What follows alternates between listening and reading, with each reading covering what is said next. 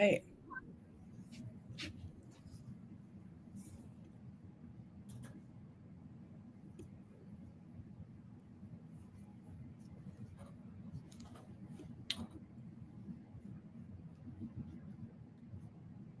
All right. It looks like we're live. Happy Tuesday, everyone. Thank you for joining us. We are going to dive into some data privacy things today. I am Jara Rowe. I am going to go ahead and remove the slide deck for a second. I'm Jara Rowe. I am the marketing manager at Trava Security, and I'm so excited to be able to learn more about data privacy with all of you from our experts here, which I will let them introduce themselves. And Tom, you want to go ahead and kick that off? Sure. I'm Tom Greco. I'm in the CISO practice with Trava, doing cybersecurity and privacy stuff for a long time now. I'm an old guy. Happy to be in the practice and glad to be here talking about privacy. Fantastic. Age is just a number. Marie, go ahead and introduce yourself. I'm Marie. I'm a senior security advisor here at Trava. Help a lot of our customers with any of their compliance goals, whether that be security or privacy. And I don't have as many years as Tom. I've just been at Trava for several years. So that's kind of a little bit about me. You're still definitely an expert. You know way more than I do. I guess. Definitely. You know a lot now. Yeah. All right. So as I mentioned, we're going to be diving into some data privacy information. If you have any questions, please feel free to drop those in the comments for us, and we will have some time to go over that at the end. So let's go ahead and get started. So Marie, I will come to you first. What is data privacy and why does it even matter to people? Yes. So data privacy impacts every single one of you. It's really about safeguarding any personal or sensitive information, whether that be about you or something about the company that you work at. In today's world, it's kind of the customer's demand on trust. So it's asking all these organizations to hold some sort of trust and actually protect the data they take in from you.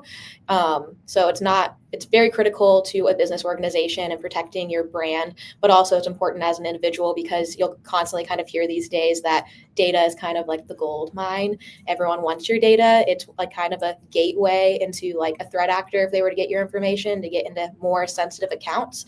So data privacy is about putting in any safeguard to help like make it anonymized and also put in security measures to help protect it typically.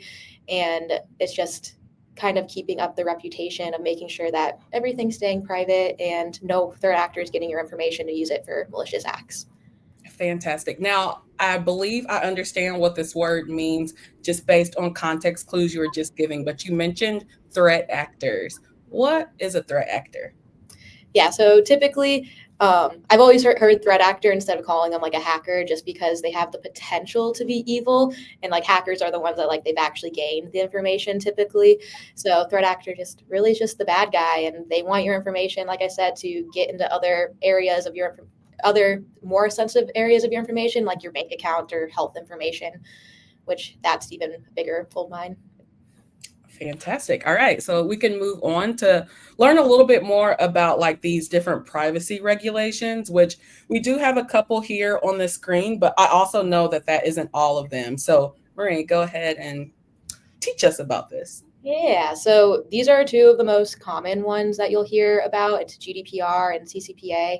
GDPR is the EU's regulation on privacy. So it's kind of just knowing you're giving hefty fines to organizations if they aren't safeguarding your information, basically. And then California one is the CCPA, and this one you'll see a lot of other states have their own version of California's. Basically, it was kind of like the leading actor in this case, but it kind of like knowing your rights and giving you a chance to opt out of companies using your data for certain aspects, and it's just knowing what they're using your information for. So it just kind of puts the customer in the know, and if they are using your information for ways you don't want it gives you the chance to opt out, and they're supposed to technically delete your data, and if they don't, they would get fines that usually impacts the business as well. Fantastic. Tom, do you have anything to add here? I know you have some experience in this as well. Sure. A couple of caveats, particularly with GDPR in the US. Particularly, you may have known there was something called Privacy Shield that was essentially an agreement between the EU and the US that we are an adequate protector of privacy, but that was scrapped in 2020 for whatever reason, and it was replaced a year or two ago by something called the EU-UK Data Protection Framework. So that's something that if you're a US company and you are having to deal with GDPR, you want to look into that because it's a self-certification, but that will give you that attestation that you are protecting things adequately, and it also gives you a framework within which to assess yourself. And probably the only other thing I would say is, since the UK split off from EU, they sort of have their own GDPR now as well. So you kind of have to look at both of those things. If you're looking at that side of the pond, make sure you check the EU or the UK. It's fairly similar, but there are some nuances, I think, particularly with the cross-border data transfers and so on. All right, fantastic. So Tom, I have another question for you. You just mentioned self-certification. Can you just explain what that is? And if it's not self-certification, like what's the other alternative? Well, some regulations and some certifications require you to get a third party to come and audit you, and others don't.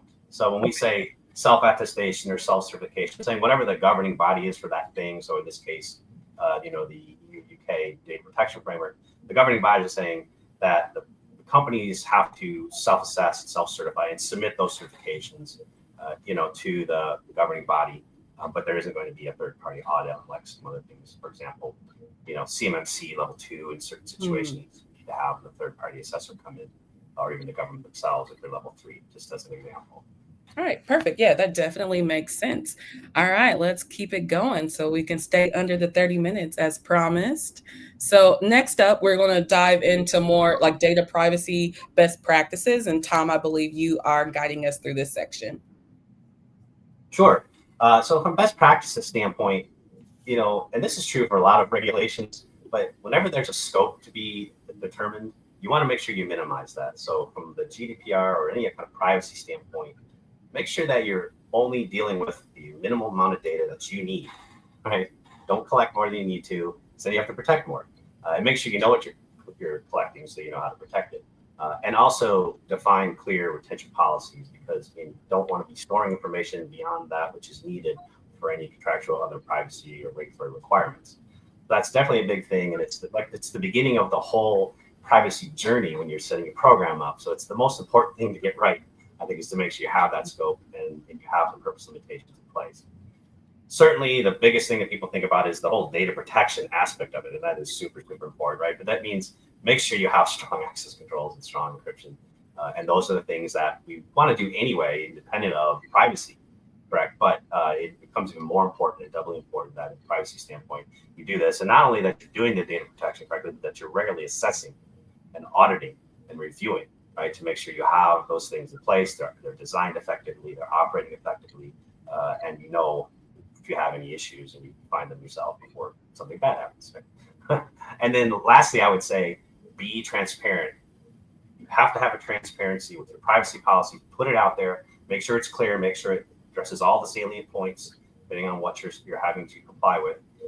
And also all of the data subject that they can exercise their consent, and that all the different user rights management features that you have to have in place. Make sure those are easy for people to find, understand, and clear, concise, and easy for them to exercise. Those are probably the 3 best things you can do to make sure that your privacy practice is not only sufficient, but actually going to make your company better and build that trust between you and the data subject. Perfect. So Marie, I know you help all of our customers a lot with this as well. Are there any other tips or best practices that you have picked up during these processes? I would say Tom hit a lot of them on the head basically here, but it's just really knowing what data you have and where it's stored is kind of the big factor in general. And I think that's where a lot of customers, they struggle with in the first hand of it. And it's also the first step I take my customers through is what do you actually collect? And let's try to figure that out and identify where it is. And is there a reason you need to collect all this information too? Like Tom was saying, you don't need to collect all of that. Let's try to limit that in some way. Fantastic. All right. So now we've gone over the best practices and things, but now let's dive into a couple of mistakes and things that people want to avoid. And Tom, I believe that you are guiding us here as well. Yeah, I can, but if you advance the slide, Marie just hit the first one very well. Right, the very first one is people tend to lack the full awareness of their data inventory. What are they collecting? How are they collecting it? Who has access to it? Where is it? And how long am I storing it? Being very concise and complete with what data assets you have is the first step.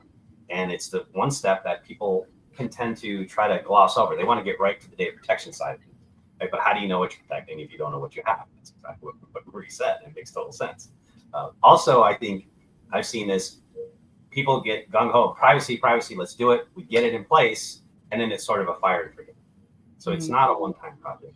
If you're going to put that effort in, make sure you go that last bit and put in the practices and the tools you need to make sure that you keep it up to date. Right? All your privacy, all your processes, all your practices, your tools, everything. Field process tools. Make sure you're continually reviewing and updating those things because things change, regulations change, your data practices might change. All sorts of things can change, so do it at least annually, I would say, and make sure that you're updating those things on a regular basis.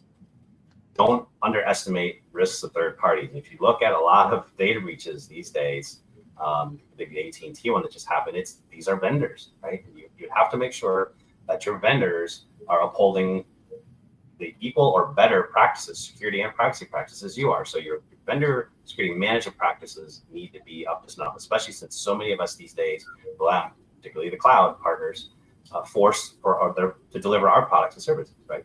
So we're all using third parties. Nobody's, most people aren't sitting in a traditional data center with bare metal and, serving up their own content and their own products and services, right? So third party risk is a big deal.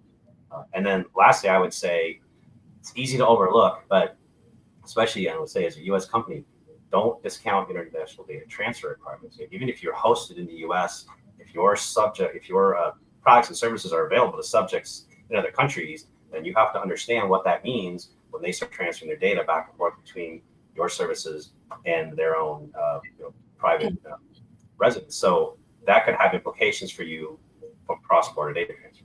So make sure you understand those risks and you're addressing them adequately. I don't know, Marie, do you have anything to add to that?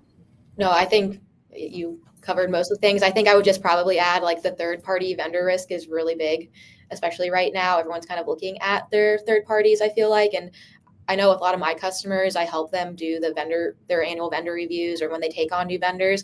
And it's actually pretty interesting if you go through and read a lot of people's privacy notices.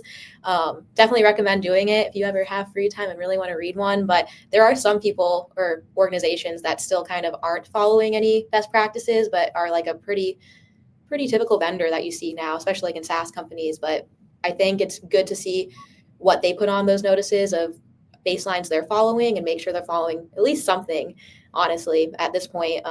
Because I have read some recently where it's kind of you can work with us at your own risk, where I feel like that's not going to be too acceptable going forward. So just something to look at in the future.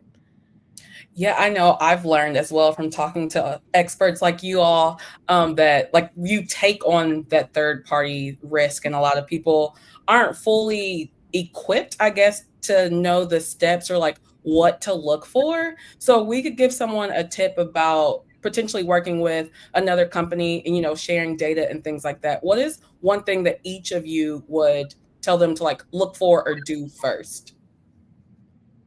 I mean, I can go take a first pass at that one, but I would say one of the first things I usually ask about is, does that company, do they at least have a plan, a documented plan of the goal they're trying to achieve, or are they truly not looking at security and privacy at all? Usually it's a conversation you need to have with the vendor, and then that documented plan usually helps give some sort of relief of this is what they're working at, and then this is where they are right now, but they're aiming to achieve this in the future. Yeah. Tom, what about you? And look for them having third-party attestations, ISO certifications, SOC 2, Type 2, things like that. None of those are foolproof, or it's not a complete assurance, but at least they've had a third-party peek at what they're doing. And also make sure you clearly understand the shared responsibility matrix. Anytime you enter into a cloud service provider contract, there are things that the cloud service provider, it's out of their control. You creating users and giving them privileges, for example, they have no control over that, right? So there's a shared responsibility, and you have to make sure you understand where those lines are drawn, make sure that you're covering things that are clearly in your camp as well. when you use that third-party service. All right, fantastic. So again, we've covered a lot of information in just 15 minutes. And it may feel a little, intimidating for some people, but we are here to say, like, you don't have to go at this alone. So Tom, what can you just explain this to us a little more? Like, how can people get help in going about their data privacy? Well, I think first and foremost, when we listen to folks like us talk about it, we're practitioners. We've been in it, we've done it. We're not lawyers by any means. So always consult legal counsel when you're getting into any kind of privacy program or privacy practice. You want to make sure that they give it, the broad view from a legal standpoint to make sure that you're covering everything and that what you are doing is going to be adequate and that you have the right things in place, like disclosures and notifications, because they'll be better suited to understand what those mean in the different areas, because it changes depending on the EU, the US, wherever, right? So you want to make sure that you're complying with all those things and you have practices in place to do that. And there are plenty of privacy practices out there that can help you do this. Third parties, get your reviews, you do your audits. SOC 2, for example, has a privacy principle. You can include in your SOC 2 attestations if you want to. And then there's other tools, GRC tools and privacy compliance tools that are available as well. And Marie, you probably add some things to that as well, I'm sure. Yeah, I think the GRC tools are really good at leading you on like how to get there and emphasizing. They also give templates of things you can use. Like when you don't know how to start with a privacy notice, you can definitely start there. They usually have good templates. And then, but like Tom was saying, the legal counsel is really big on those. I think a lot of people have like a shortcoming where they don't get their privacy notice reviewed like on an annual basis at least by their legal counsel. And though like sometimes like people don't want to engage with them, they cost a lot of money, it'll end up saving you money in the long run if you were to get fined by an individual or an organization for having some sort of data breach or not using their data correctly based on some state regulation. So that legal counsel part is just really big there. Marie, again, you just said another acronym that I would like to uncover the meaning for some people. What is GRC? Yeah, GRC is the government regulation and compliance.